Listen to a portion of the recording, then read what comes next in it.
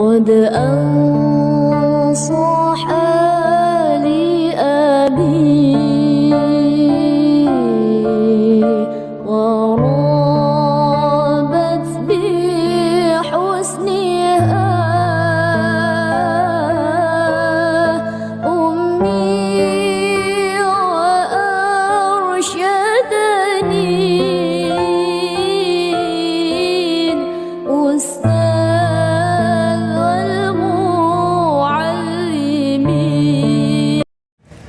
Saya doakan mudah-mudahan semuanya selalu dalam lindungan Allah Subhanahu wa Ta'ala, dan mudah-mudahan kita semua diberi kesehatan oleh Allah, diberi kelancaran rezeki,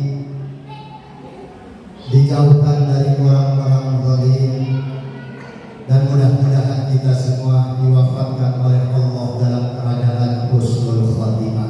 Amin ya rabbal alamin. Pertama-tama dan yang lebih utama, marilah kita panjatkan puja serta puji syukur kita kehadirat Allah Subhanahu wa Ta'ala yang telah memberikan nikmat kepada kita semua dengan berbagai macam nikmat, terutama nikmat iman dan Islam, diiringi dengan nikmat sehat walafiat, sehingga alhamdulillah pada kesempatan sore ini kita dapat sama-sama berkumpul, berwajah, bermujalasah, sekaligus bersilaturahim dalam rangka menghadiri pengajian rutinitas setiap hari Minggu sore di Masjid Ar-Rahmah ini. Mudah-mudahan kumpulnya kita semua di sini mendapatkan ridho dari Allah Subhanahu wa Ta'ala. Amin. Dan mudah-mudahan kumpulnya kita semua di sini menjadi contoh kecil kelak nanti kita sama-sama kumpul di surganya Allah Subhanahu wa Ta'ala. Amin ya rabbal alamin. Rahmat dan salam senantiasa kita curahkan kepada junjungan alam Habibina wa syafi'ina wa qurrati a'yunina sayyidina wa maulana Muhammad sallallahu alaihi wasallam, dan kepada keluarganya, sahabatnya, umuman kepada kita semua selaku umat setianya min yaumina hadza ila qiyamis saa'ah.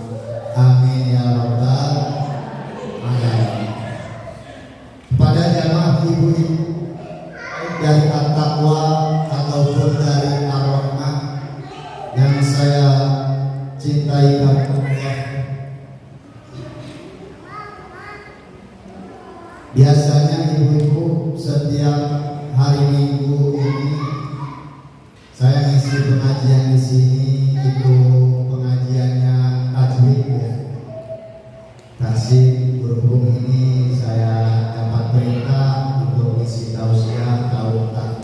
Dari mana tahunya itu ibu dulu saya sering tausiah nggak tahu. Jadi karena saya ini bukan tausiah yang kondang ya, jadi saya minta kalau ada kekurangan sebelumnya ini saya minta maaf yang seluas-luasnya ibu ya. Terus saya ini berdiri begini bu ya, nggak ada duduk ya, ya berdiri aja bu ya, karena saya sangat tahu tipe seorang wanita itu ya. Karena tipe wanita itu ialah senang sama laki-laki yang akan berdiri gitu. Maksudnya tausiahnya. Pada ibu-ibu semuanya yang saya cintai karena Allah, kita semua di sini selalu dipanggil-panggil Allah lewat surat At-Tahrim ayat 8. Bu, kita semua yang hadir di sini selalu dipanggil-panggil Allah lewat surat At-Tahrim ayat 8. Dalam surat At-Tahrim ayat 8 Allah Ta'ala berfirman,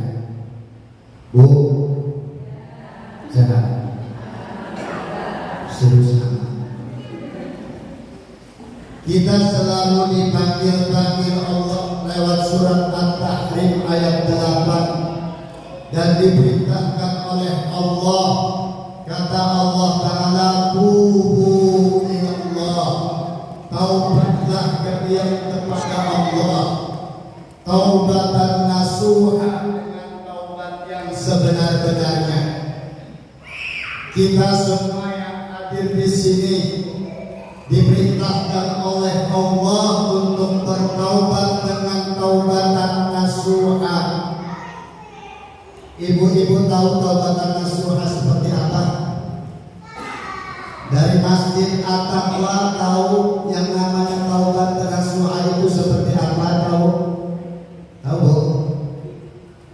Yang dari Masjid Ar-Rahmah tahu yang namanya taubatan nasuha itu seperti apa?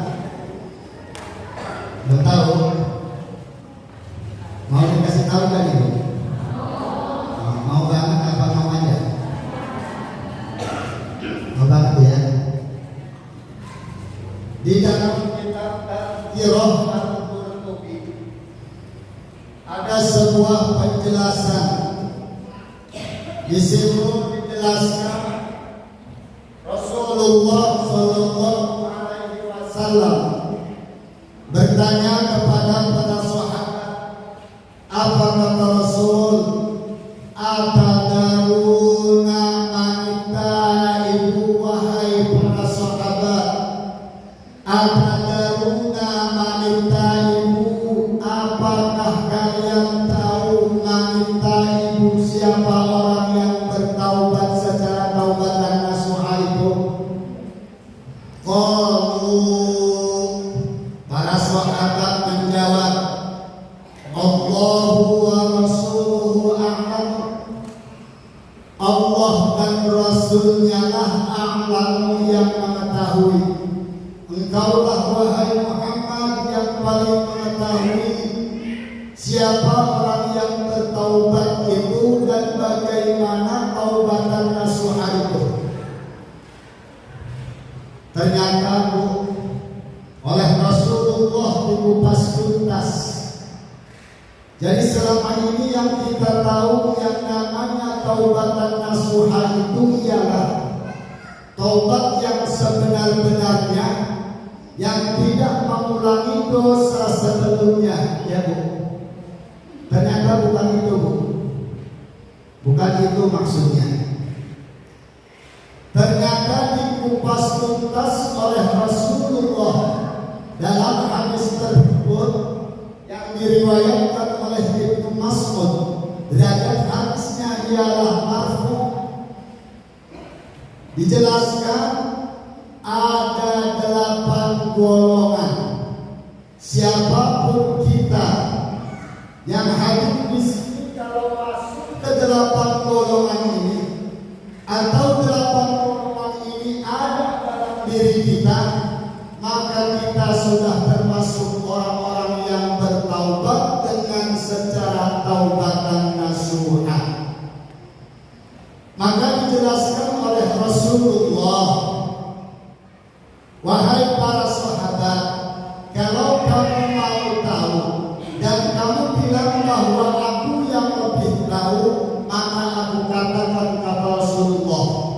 ada 8 kriteria golongan orang-orang yang bertaubat dengan secara taubatan nasuha. Bu, ada berapa? 8. Kira-kira 8 ini ada nggak pada diri kita ini? Kira-kira ada? Kalau 8 golongan ini ada pada diri kita masing-masing, berarti kita sudah tergolong orang-orang yang bertaubat secara taubatan nasuha. Tapi kalau 8 golongan ini tidak ada pada diri kita atau sebagian saja yang ada pada diri kita, berarti kita belum tergolong orang-orang yang bertaubat secara taubatan nasuha. Bahasnya ini, bahasnya ini. Ada berapa? Ada berapa? Mudah-mudahan ada semuanya ya. Yang pertama kata Rasul, wa man taba wa lam yata'allamil ilma falaysa bitaib. Wa man taba, barang siapa orang yang bertaubat, wa lam yata'allamil ilma, akan tetapi ia tidak belajar ilmu, akan tetapi ia tidak ngaji, akan tetapi ia tidak pernah hadir di majelis-majelis ilmu, akan tetapi ia tidak pernah hadir di Masjid Baitur Rahmah yang setiap hari Minggu, falaisa bitaibin, kata Rasul, falaisa bitaibin, maka ia bukan tergolong orang-orang yang bertaubat. Jadi alhamdulillah ibu, kita semua yang hadir di sini sudah masuk ke kriteria pertama, yaitu orang-orang yang suka ngaji. Alhamdulillah. Makanya kita harus semangat yang namanya ngaji, biar termasuk ke golongan orang-orang yang bertaubat secara taubatan nasuha. Semangat ngajinya bu, semangat ngajinya, insya Allah.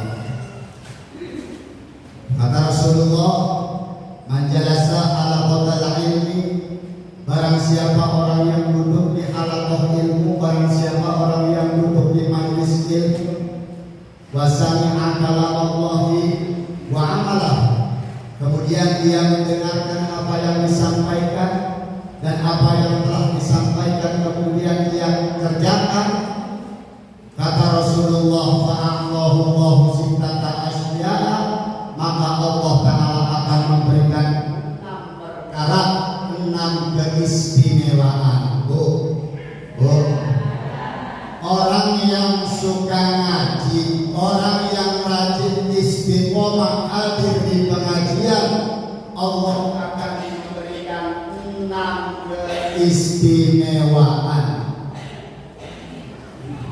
Orang yang suka ngaji akan diberikan oleh Allah 6 keistimewaan. Keistimewaan yang pertama, ar-rizqu minal halali. Orang yang rajin ngaji, orang yang istiqomah hadir di pengajian, Allah akan jamin rizkinya dengan rizki yang halal, barokah, thayyibah, wasi'ah. Amin.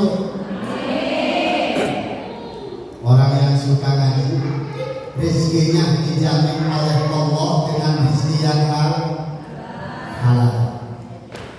Yang suka ngaji pertama, ar-rizqu minal halal. Yang kedua, orang yang suka ngaji, wa yanju min adzabil qabri.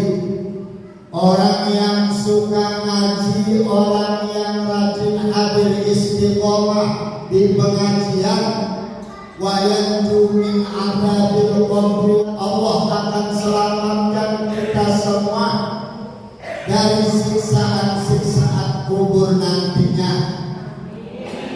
Allah akan selamatkan kita kita semua dari siksaan-siksaan kubur nantinya, Bu. Kullu nafsin dha'iqatul maut. Setiap yang bernyawa pasti akan merasakan mati, betul. Yang tua mati, yang muda mati, ibu-ibu mati, bapak-bapak, ada bapak-bapak ya, mati. Yang tua mati, yang muda mati, yang ini yang laki-laki juga, yang ceramah, yang ceramah yang ceramah. Semua akan mati. Maka dari itu hanya amallah yang menjadi satu tumpuan untuk kita. Karena ketika kita mati, ada 3 yang akan mengiring kita ke pemakaman. Ketika kita mati, ada 3 yang akan mengiring kita ke pemakaman. Yang 2 akan kembali lagi, yang 1 akan ikut bersama kita di dalam kubur. Mana yang 3 ini? 1 ialah ahluhu, yang kedua wa maluhu, yang ketiga wa amaluhu. Yang 2 akan kembali ke rumah, yang 1 akan ikut bersama kita semua di dalam kubur. Mana yang 2 yang akan pulang kembali? Ahluhu, keluarganya. Ketika kita mati, ketika ibu-ibu pun mati, keluarga ibu-ibu mengiring ke pemakaman, betul. Tapi ketika ibu-ibu setelah dimakamkan di dalam kubur, apa ibu-ibu akan ikut di dalam kubur? Akan kembali. Suami ibu-ibu yang paling dicintai oleh ibu-ibu, suatu hidup sudah berjanji, akan setia sehidup semati. Apapun yang terjadi, akan selalu menemani Neng. Betul. Itu namanya prank, Bu. Bohong. Namanya. Ketika ibu-ibu suami ibu-ibu cuma ikut mengiring ke pemakaman. Setelah ibu-ibu dikubur, apakah suami ibu-ibu tidak kubur? Suami ibu-ibu itu gak mau ikut di dalam kubur. Suami ibu-ibu itu akan pulang kembali ke rumah dengan menangis berderaikan air mata sambil memikirkan siapa gantinya. Betul. Makanya ada selawatan dulu ya. Walau dirimu cantik cerita Israel datang, tiada berharga suami menangis sebelah mata sambil memikirkan siapa gantinya. Ya, Bu.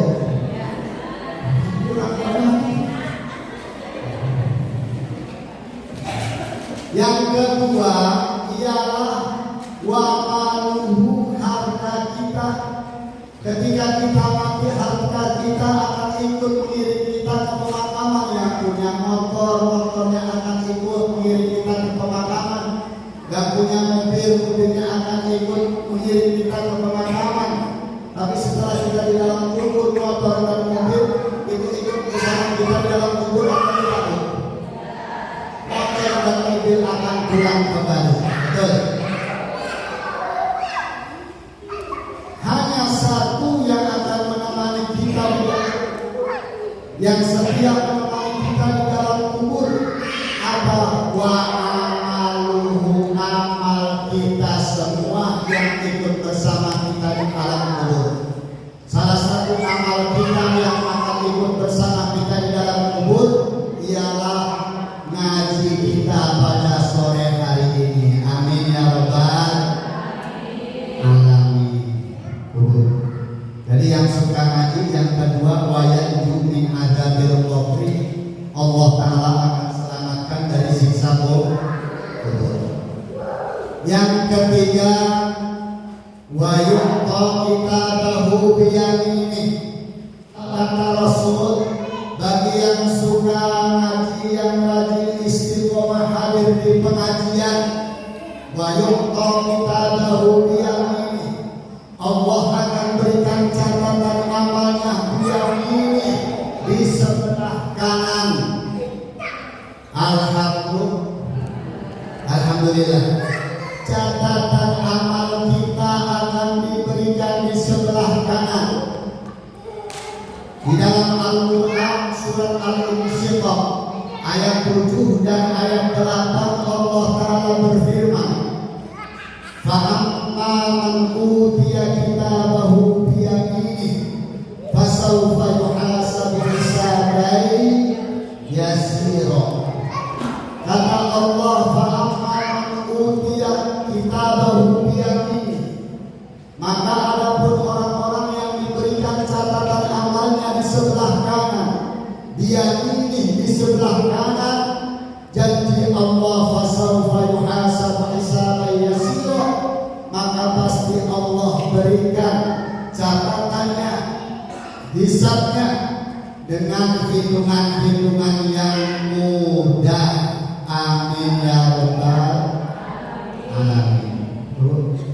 Jadi orang yang suka ngaji, nanti rapot kita akan diberikan di sebelah kanan, bukan di sebelah kiri. Jadi Allah, kalau catatan amal kita diberikan di sebelah kanan, fasawfa yuhasabu hisaban yasira, maka Allah akan menghisabnya, Allah Ta'ala akan menghitungnya dengan hitung-hitungan yang mudah. Amin ya rabbal alamin. Itu pahala orang yang mengaji, keutamaan orang yang mengaji, keistimewaan. Yang keempat, wa yaqumu 'ala sirati kal barqil khatif. Orang yang rajin ngaji, orang yang istiqomah hadir di pengajian, di dunia rizkinya dijamin halal oleh Allah, di alam kubur diselamatkan dari siksaan-siksaan kubur, di alam mahsyar catatan amalnya diberikan di sebelah kanan, maka Allah akan berikan keistimewaan yang keempat. Apa itu? Wa yaqumu 'ala sirati kal barqil khatif. Orang yang rajin ngaji, orang yang istiqomah hadir di pengajian, wa yaqumu 'ala sirati kal barqil khatif, kelak nanti akan melintasi jembatan Shiratal Mustaqim kal barqil khatif, seperti kilat yang menyambar begitu cepat. Alhamdulillah. Bu, orang yang rajin ngaji, hadir ngaji, Allah Ta'ala akan berikan keistimewaan yang keempat, yaitu wayang siratal barqil khatif. Ketika kita melintasi jembatan Shiratal Mustaqim, seperti kilat yang menyambar begitu cepat, langsung nyampe surga. Amin ya rabbal. Yang namanya Shiratal Mustaqim, jembatan Shiratal Mustaqim sudah dijelaskan di dalam kitab Jama'ul Ahbar, bahwa yang namanya jembatan Shiratal Mustaqim agakku minasya'ri, lebih tipis daripada rambut satu di belah tujuh. Jembatan Shiratal Mustaqim itu lebih tipis daripada rambut satu di belah tujuh.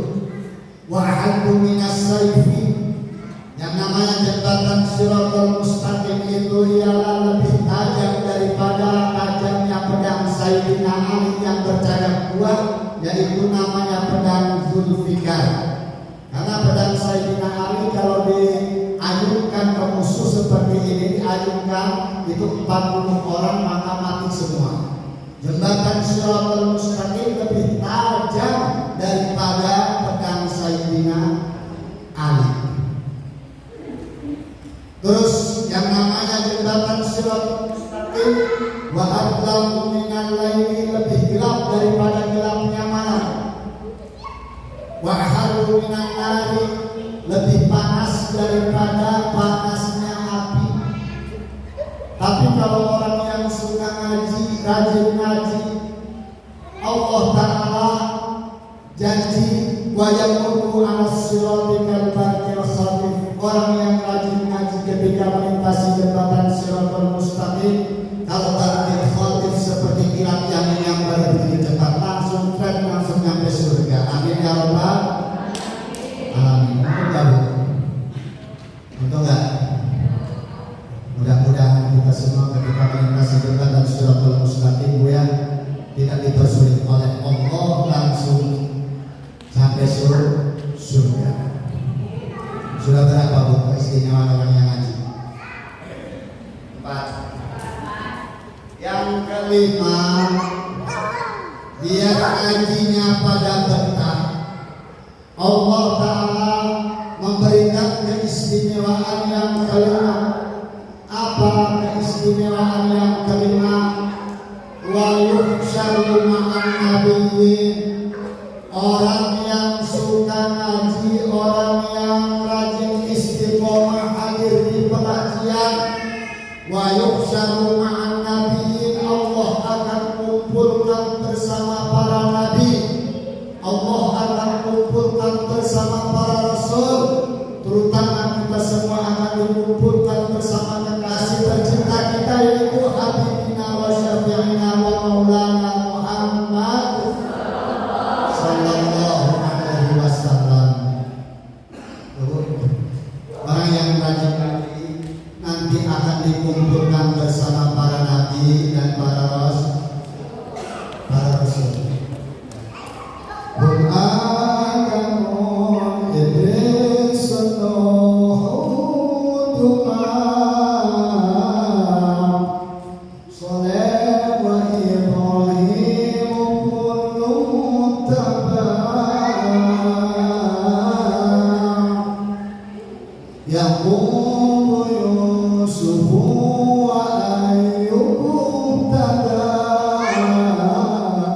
Jadi para nabi yang jumlahnya 124.000 nabi akan berkumpul bersama di surga. Amin. 124.000 nabi yang tidak wajib kita ketahui akan kumpul di surga. 313 rasul yang tidak wajib kita ketahui akan kumpul bersama kita di surga. Diseleksi lagi. Ada 25 nabi yang wajib kita ketahui, yaitu dari Nabi Adam sampai Nabi Muhammad sallallahu alaihi wasallam akan kumpul bersama kita semua di surga. Amin ya rabbal alamin. Jadi orang yang suka ngaji, Allah akan kumpulkan kita semua bersama para nabi dan rasul kelak di surga. Mudah-mudahan kita semua tergolong orang-orang yang tersebut ya. Amin ya rabbal alamin. Yang terakhir yaitu yang keenam. Kata baginda Rasul, biar dari Masjid At-Taqwa dan Masjid Ar-Rahmah ngajinya pada betah, Allah berikan keistimewaan yang keenam, yaitu yang terakhir. Apa? Wa banallahu baitan fil jannah.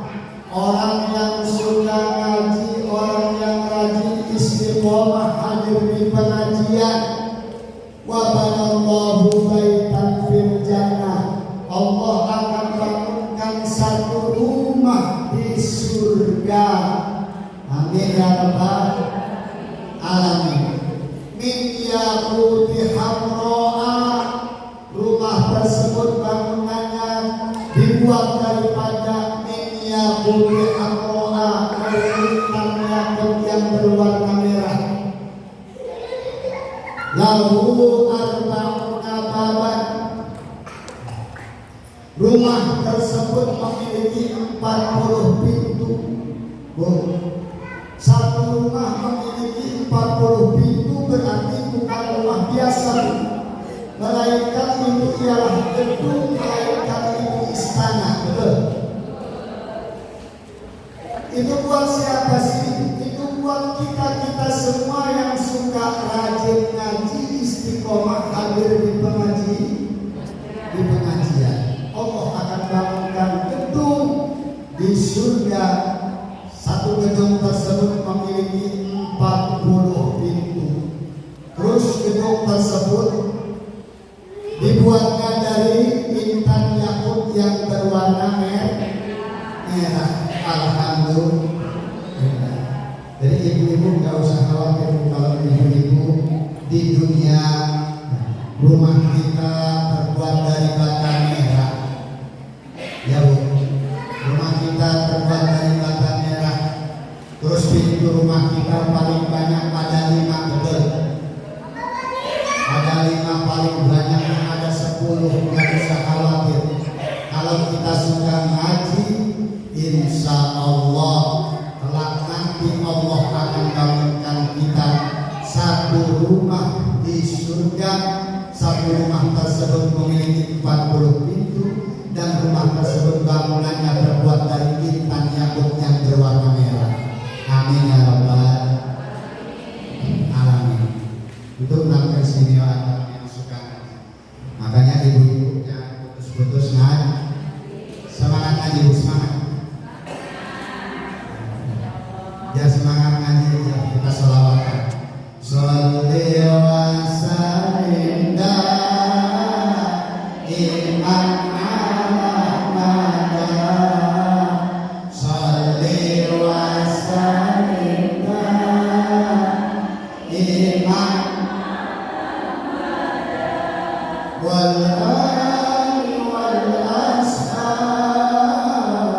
liman qad wahada wal ali wal ashab liman qad wahada. Ngaji ayo ngaji mencari ridho ilahi. Ngaji ayo ngaji biar hidup lebih berarti. Tua muda yang gak mau ngaji nantinya akan menjadi kunti. Gak suka ngaji tapi doyan selfie, selalu update status di FB.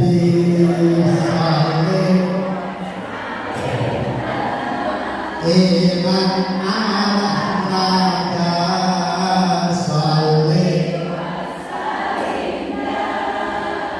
Iman Ahmad wal ali wal ashab Iman wal ali wal ashab Iman wal wahada. Istri harus nurut ke suami, jangan suka melawan ke suami.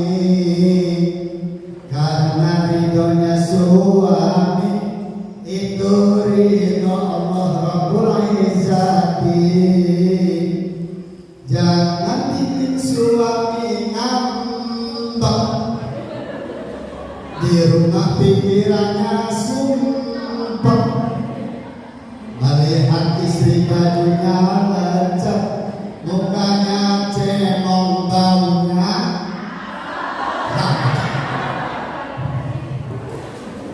rajin ngaji Bu ya, semangat ngaji, semangat.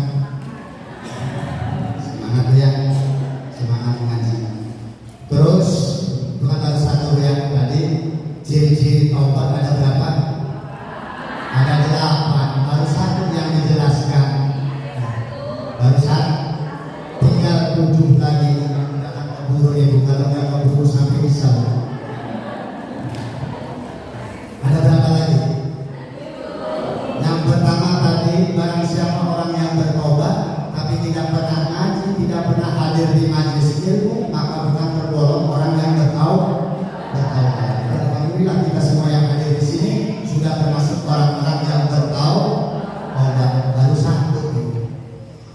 kedua, ada nggak pada diri kita nih ya? Maksud saya ada nggak yang kedua nih?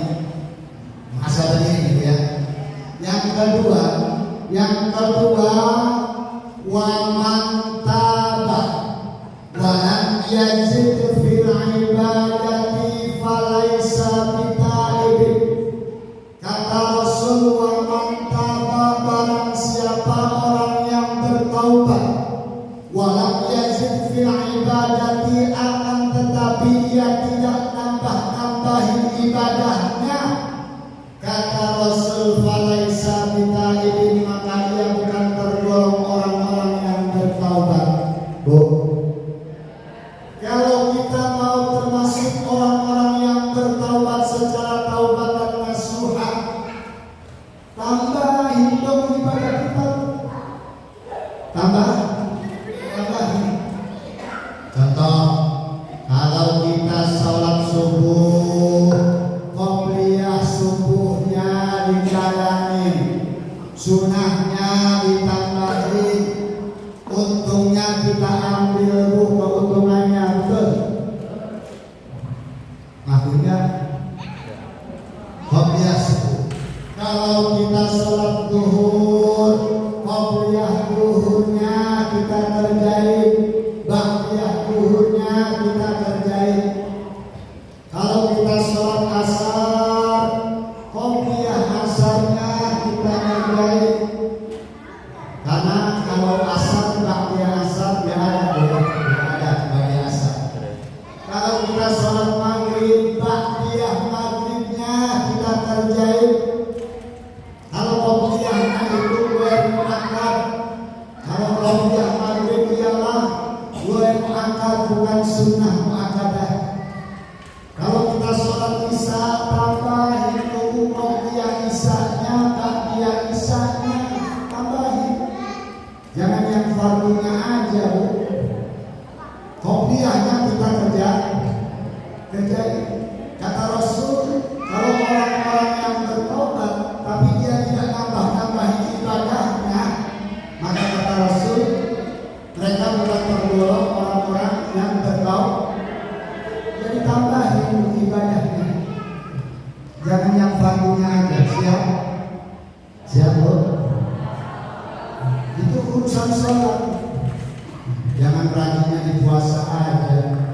Kalau di puasa rajin itu qobliyah ba'diyah dikerjain, fardunya tampil. Udah kelar bulan Ramadan, mulai lagi.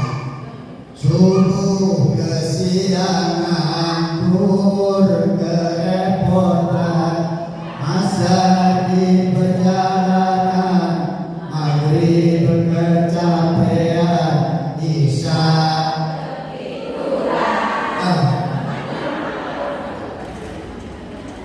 tambahin ibadahnya. Kalau kita mau tergolong orang-orang yang bertaubat secara taubatan nasuha. Kalau urusan puasa, kalau kita mau tergolong orang yang bertaubat secara taubatan nasuha, tambahin ibadah kita, Bu. Kalau kita puasa, jangan yang fardunya ada yang kita kerjain, yang sunnah-sunnahnya pun kita kerjain, Bu. Seperti Senin Kamis kita puasa Rajab kita kerjain, puasa Syawal kita kerjain. Karena dikerjain, Bu. Ini malu-malu amat, jujur aja sih. Gak bisa malu-malu. Ada puasa Senin Kamis ya,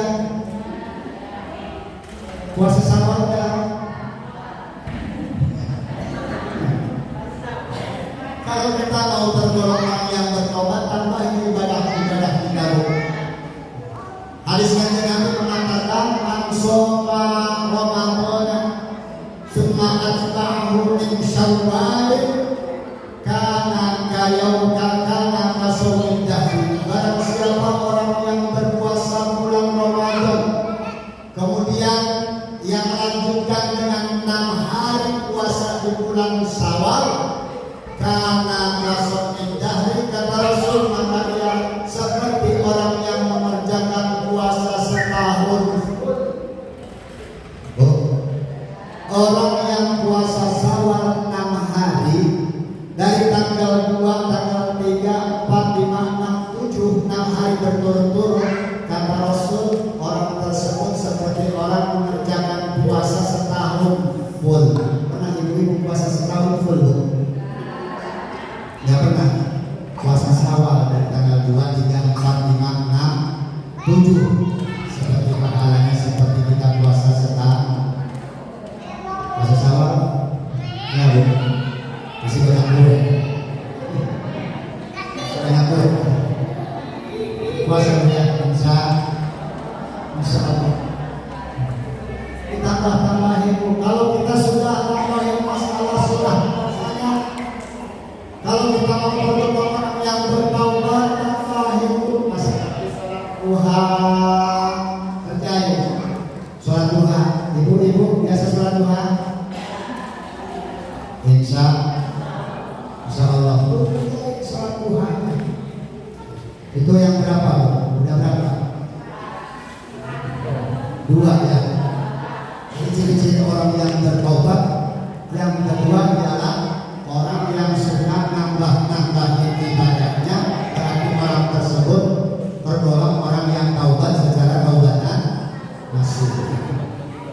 Yang ketiga, bila mana kita orang-orang yang bertaubat secara taubatan nasuh, wa man taba, kata Rasulullah, wa man taba wa lam yurdil khusuma falaisa bitaibin. Wa man taba, barang siapa orang yang bertaubat, wa lam yurdil khusuma, akan dia tidak senang sama musuhnya, tidak bisa membuat senang musuhnya, falaisa bitaibin, maka kata Rasul dia bukan tergolong orang-orang yang bertaubat. Kalau kita mau disebut taubatan nasuha harus bisa membuat senang musuh kita. Bagaimana sih cara kita bisa membuat senang musuh? Dalam kitab Tadhkirah bil Qurtubi dijelaskan di ayat yang alaikum ma rasabahum min malin wa ghairin. Dengan cara kita mengembalikan kezaliman-kezaliman kita yang dahulu pernah kita lakukan kepada orang lain. Ibu ya contoh, ibu kalau dulunya pernah ngambil sesuatu punya orang, kalau kita mau taubat secara taubatan nasuha, maka kita itu harus datangi orang tersebut, minta ridhonya dan minta halalnya. Itu caranya Bu, kalau kita mau taubat secara taubatan nasuha. Kalau kita pernah ngegibah orang, tahu ngegibah Bu? Apa? Gosip. Tahu gosip? Gosip itu digosok-gosok pakai sip. Kalau kita pernah ngegibahin orang, terus kita mau tobat, maka kita itu harus datangin orang yang kita gibah. Mohon maaf lahir batin, begitu caranya. Kalau kita mau tergolong orang-orang yang taubat secara taubat nasuh, orang yang pernah kita terus. Kalau kita lagi biar tidak punya musuh, katanya taubat tapi masih bermusuhan sama tetangga, itu bukan tergolong orang-orang yang bertobat Bu. Kalau sama tetangga masih musuhan. Makanya kalau kita bertetangga jangan pernah musuhan. Dan jangan sampai kalau kita sudah taubatan nasuha, jangan sampai dalam hati kita ini mempunyai musuh. Jangan sampai mempunyai musuh. Jangan sampai dalam hati kita ini membenci seseorang. Jangan sampai. Mau tahu caranya Bu? Biar hati ini tidak pernah punya musuh. Biar sama tetangga itu tidak pernah benci. Mau? Terus mau nggak kalau sama tetangga kita itu biar cinta kepada kita? Kalau mau, ini kuncinya. kuncinya ada di ingat ya, kalau kita mau disenangi orang dan kita tidak pernah benci sama orang, maka ingat-ingat yang dua, jangan pernah ingat-ingat yang dua. Ingat-ingat yang dua, jangan pernah mengingat-ingat yang dua.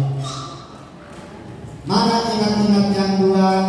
Ingat-ingat kebaikan orang lain kepada kita, jangan mengingat-ingat kebaikan kita kepada orang lain.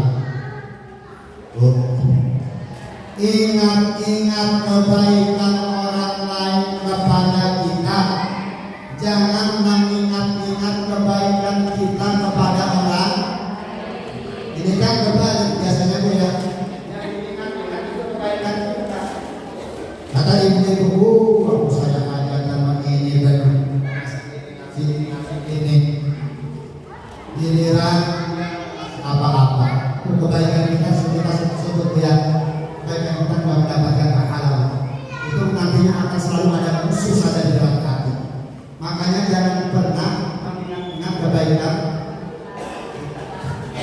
Apa tidak boleh mengingat kebaikan kita? Tidak boleh. Kata Allah Taala dalam surat Al-Isra, in ahsantum anfusikum, jika kalian berbuat baik, maka kebaikan tersebut akan kembali kepada diri kita.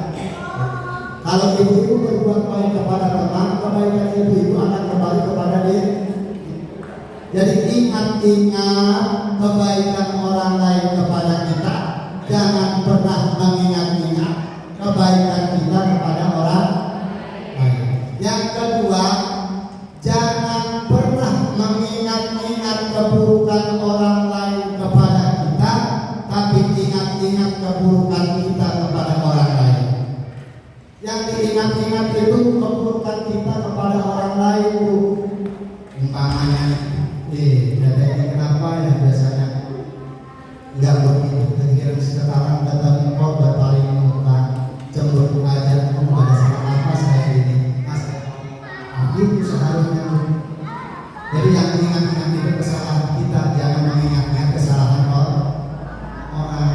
Itu insya Allah kalau dua itu bisa diterapkan di dalam hati kita, di dalam hati kita tidak pernah mempunyai benci sama seseorang, dan orang tersebut tidak akan pernah benci kepada kita.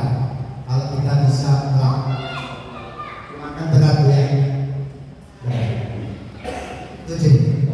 Jadi kata Rasul, kalau orang belum bisa membuat senang wujudnya, maka belum tergolong orang-orang yang bertaubat.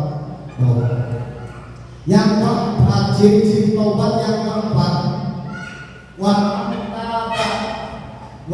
yughayyiru nasahu wa zinatahu falaisa bitaibin.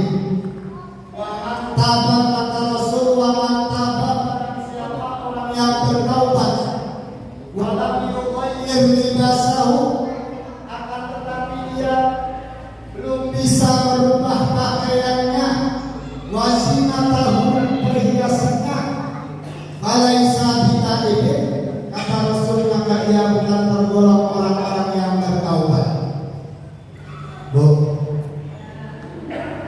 Bukan termasuk orang yang bertaubat kalau belum bisa merubah pakaiannya.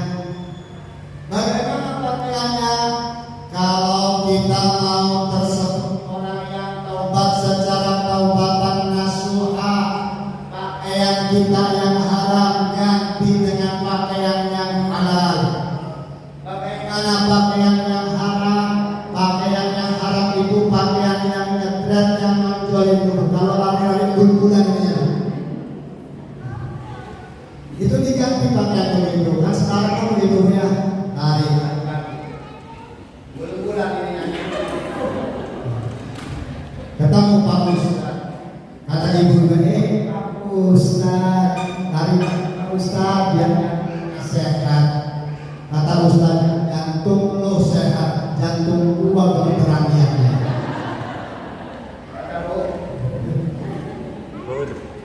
Tapi pakaian kita pun pakaian yang halal.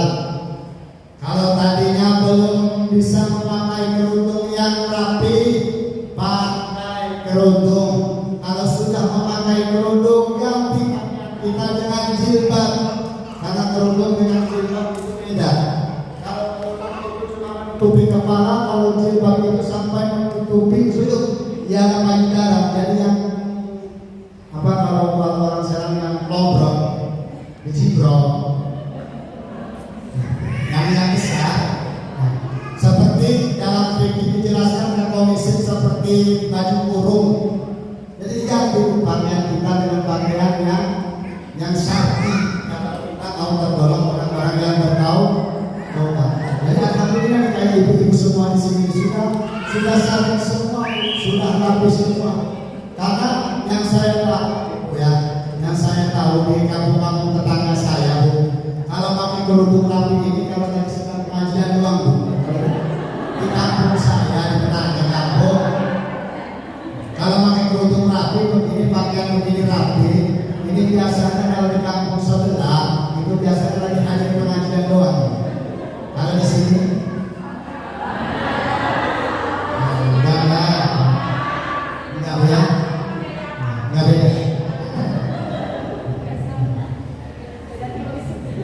Dan di pakaian kan biasanya sekarang itu lagi musik ya, yang senang yang namanya senang aerobik, seperti yang pakai kerudung ininya ngetret ya, ngetret pakaiannya pun ngetret, senangnya di lapangan melihat orang-orang banyak. 1, 2, 3, ayo lagi 1, 2, apakah Islam tidak boleh olahraga senang? Boleh, yang penting kita pakaiannya rapi, jangan itu aku atas dikerudungi. Apa masih kelihatan apa namanya? Parah ya. Terus wajib tahu itu yang perhiasan. Kalau kita mau tergolong orang yang bertaubat, wajib tahu perhiasan kita diganti. Artinya diganti itu, jangan ini mengaji perhiasannya dari sini sampai sini. Selama kamu pengajian, innal aidi wal faidi, apa maksudnya? Belangku agak banget. Kalau melihat ini melihat biasa aja, biasa aja. Tawas itu, tawas itu kan pakainya gelangannya banyak, selamanya dengan yang ikut perhiasan itu. Udah berapa? Ciri-ciri tobat. Yang kelima kata Rasul, wa man taba, barang siapa orang yang bertobat, walam yukaddil ashabahu, akan tetapi dia tidak mengganti teman-temannya, falaisa bitaibin, maka bukan tergolong orang yang bertobat. Kata Rasul, orang yang bertobat akan tetapi dia tidak pernah mengganti teman-teman yang buruknya, teman-teman lamanya yang tidak baik tidak kita ganti, maka bukan tergolong orang-orang yang bertobat. Jadi ibu, kalau kita mau tergolong orang yang bertobat, tinggalkan teman-teman kita yang dahulu, yang tidak baik, yang suka menghibah, tinggalin, jangan ditemenin. Jangan ditemen. Kalau kita mau tergolong orang yang bertaubat, ini makhluk berkumpilan. Tinggalin teman-teman yang tidak baik, ganti teman-teman yang baik, teman-teman yang rajin ke pengajian, ganti yang itu. Ganti teman-teman kita dengan teman-teman yang suka membaca sholawatan, ganti teman-teman kita dengan yang suka tadarusan.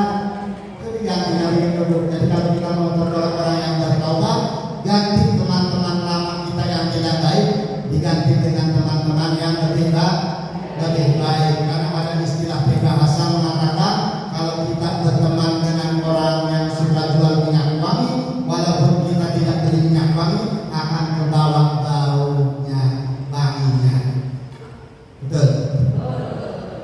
Terus yang berapa? Terus Bu. Saya berdiri lama nih. Saya kalau berdiri lama-lama itu diomelin istri Bu. Kata istri bukan berdiri yang lama-lama. Gak apa-apa. Yang berapa? Yang berapa? Kata Rasul, wa man taba, barang siapa orang yang bertaubat, wa lam yakwi firasyahu, akan tetapi dia tidak melipat tempat tidurnya, falaisa bitaibin, maka bukan tergolong orang-orang yang bertaubat. Kalau kita mau tergolong orang yang bertaubat secara taubatan nasuha, lipat tuh yang namanya kasur. Kata ibu-ibu, apa maksudnya? Mantuk hadis ialah melipat kasur, melipat tempat tidur. Tapi mafhum hadis, kalau malam kita jangan banyakin tidur. Loh, kalau kita mau tergolong orang yang bertaubat, jangan banyakin tidur malam. Ketika malam bangun kita untuk qiyamul lail, bangun kita untuk tahajud, bangun kita untuk tadarus, bangun malam kita untuk yang namanya munajat kepada Allah, bangun malam kita untuk zikir. Yang jadi pertanyaan ibu-ibu, kalau malam suka bangun? Dari masjid At-Taqwa, kalau malam suka bangun? Ngapain? Ngapain dulu? Kencing. Habis kencing apa Bu? Tidur lagi. Jorok. Dari masjid At-Taqwa jorok, habis tidur kencing lagi. Habis apakah habis kencing itu jangan tidur lagi, habis kencing itu jorok dulu. Jadi habis kencing apa? Cebok, habis cebok pakai celana dulu, pakai celananya dulu. Ya. Jadi kalau kita mau tergolong orang yang bertaubat, apa? Kita harus bangun malam untuk tahajud. Jam 2 bangun, hamparkan sejadah, teteskan air mata, Allah Ta'ala pasti mengijabah. Kadang kita enggak ya, bangun malamnya Bu. Alhamdulillah. Mudah-mudahan semua yang di sini Bu yang lewat pengajian begini, oh semua malamnya tambah giat banget. Ngapain kencing berapa?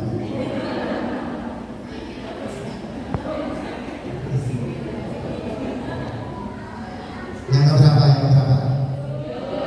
Yang ketujuh, kata Rasulullah, wa man taba, barang siapa orang yang bertobat, wa lam yughayyir khuluqahu, akan tetapi dia tidak merubah akhlaknya, falaisa bitaibin, kata Rasul, maka dia bukan tergolong orang yang bertaubat. Kalau kita mau tersebut orang yang bertaubat secara taubat nasuha, rubah akhlak kita dari akhlak syiddah menuju akhlak layyinah, dari akhlak yang keras kepala menuju akhlak yang lemah lembut. Kalau kita tadinya ngomongnya bahasa binatang keluar semua bro, ya seperti anak-anak monyet, anjing, babi, bedul ya, ganti kata-kata tersebut dengan kata-kata yang layyinah. Seperti apa? Masya Allah, Subhanallah, Tabarakallah, Inna lillahi wa inna ilaihi raji'un. Ya, nilai kalau kesandung, kalau kena musibah, dan kesandung setan misalnya. Ya,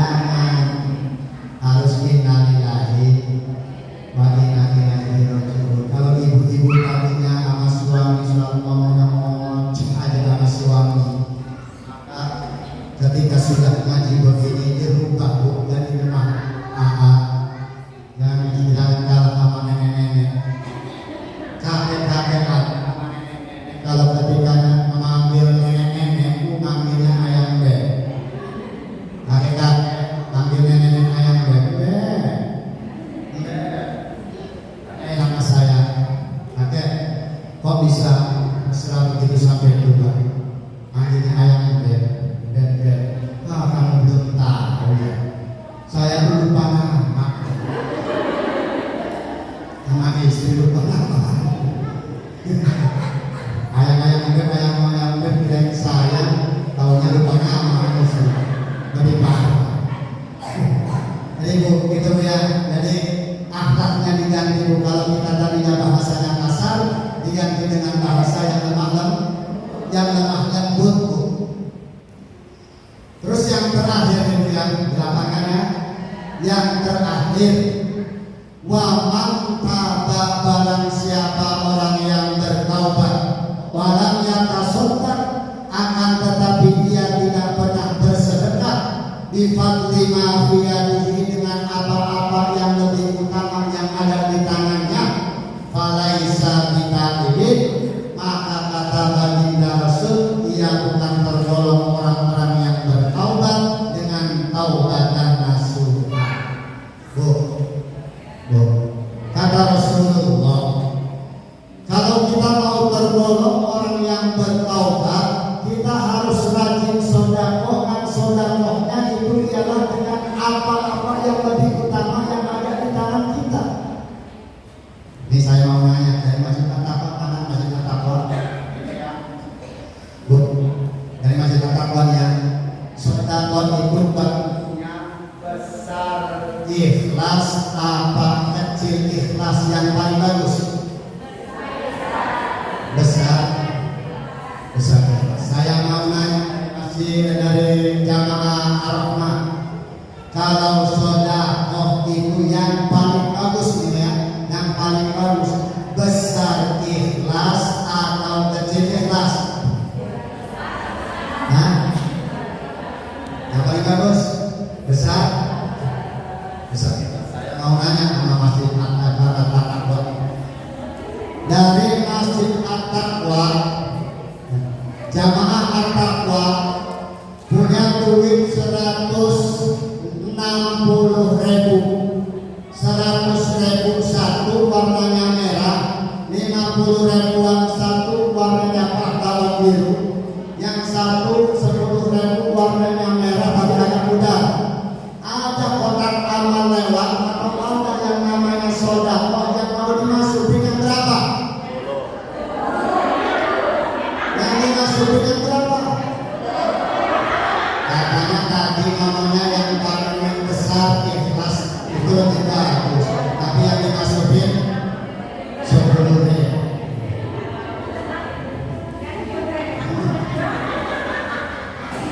Dari masjid Ar-Rahmah, saya mau nanya, tadi ngomongnya yang besar ikhlas itu lebih bagus. Dari masjid Ar-Rahmah punya duit serah ada 17.000, 10.000-an satu, 5.000-an satu, 2.000-an satu. Ada kotak amal yang mau dimasukin yang berapa?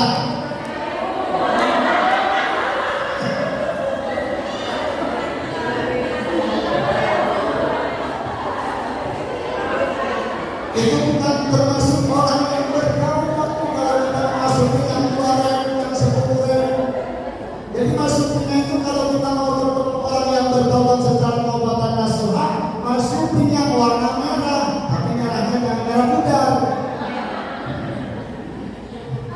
Kalau kita mau bertaubat secara taubatan nasuha, jadi kita bersedekah dengan apa-apa yang lebih utama di tangan kita, itu yang kita keluarin. Yang berat nggak Bu? Berat nggak? Ciri-ciri tobat yang berat? Ternyata kita ini masih jauh ya. Tapi perlahan-lahan, mudah-mudahan dengan wasilah kita kumpul ngaji begini, perlahan-lahan kita bisa mencapai 8 golongan tersebut. Amin. Dengan perlahan-lahan kita akan bisa mencapai 8 tersebut. Ingat ya, ingat ciri-ciri taubat ada 8 golongan. Satu, suka ngaji. Yang kedua, ibadahnya tambah rajin. Yang ketiga ialah kita harus bisa menyenangkan musuh. Kita ridhonya sama musuh. Yang keempat, berubah pakaian dan perhiasan, dirubah dengan pakaian yang agamis, dengan pakaian yang syar'i. Yang kelima,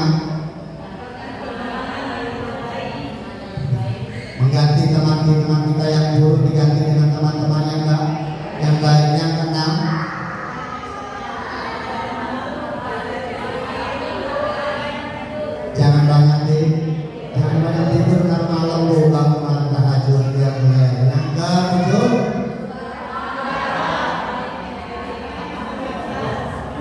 yang kedelapan, bersedekah dengan yang lebih utama. Apa yang ada di tangan? Di tangan yang bersedekah itu ciri-ciri taubatan secara taubatan nasional. Mudah-mudahan apa yang saya sampaikan ini dia bisa kita aplikasikan dalam kehidupan kita, dan mudah-mudahan pelan-pelan kita bisa melaksanakan ya. Karena terus terang pribadi saya 8 golongan tersebut sama dengan ibu saya, sama dengan ibu, bukan sama saya bersama dengan ibadah. Pelan-pelan sama-sama kita belajar untuk mencapai taubat secara taubatan nasional. Ingat bu ya, kalau ibu-ibu nggak ingat, gampang ibu-ibu tinggal buka YouTube, tulis nama Afif Al-Kamali, nanti keluar di situ pengajian ibu-ibu. Ini ntar dari Senin sampai ke YouTube. Jangan lupa like, subscribe, and share. Hari Senin tampilin di YouTube ya. Mau bantu bu, boleh bantu bu. Nama YouTube-nya Afif Al-Kamali. Kalau nama saya Afif Al-Kamali. Nanti ada tuh. Ini fotonya makanya ganteng tuh.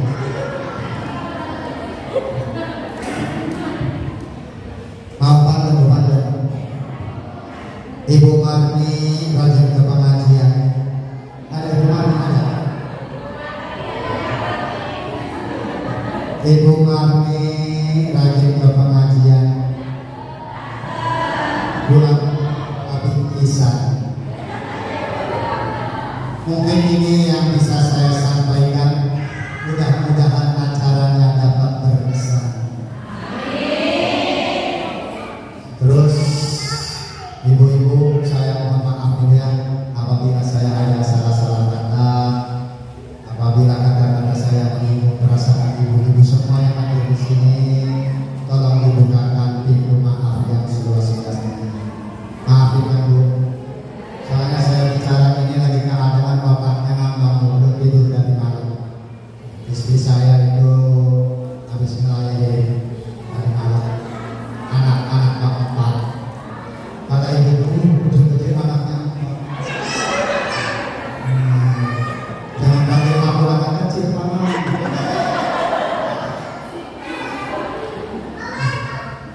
Saya disuruh berpikir dulu, karena saya udah janji suruh isi pengajian dari masjid akad.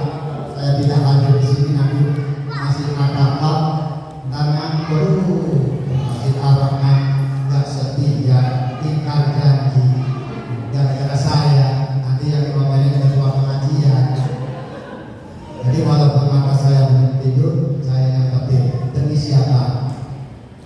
Jadi kita semua ini kita bersama agar sama-samaan ngaji. Mudah-mudahan ya apa yang saya sampaikan ini ada manfaat. Kalau perkataan saya ini bagus, ambil. Kalau perkataan saya yang jelek, ya. Kalau bagus ambil khutbah sofa wajah Muhammadan, ambil yang bagus, tinggalkan yang jelek. Ya, ingat ya. Mungkin ini yang bisa saya sampaikan. Saya akhiri usikum wa nafsi bittaqwallah wallahu muwaffiq ila aqwamit thoriq. Assalamualaikum warahmatullahi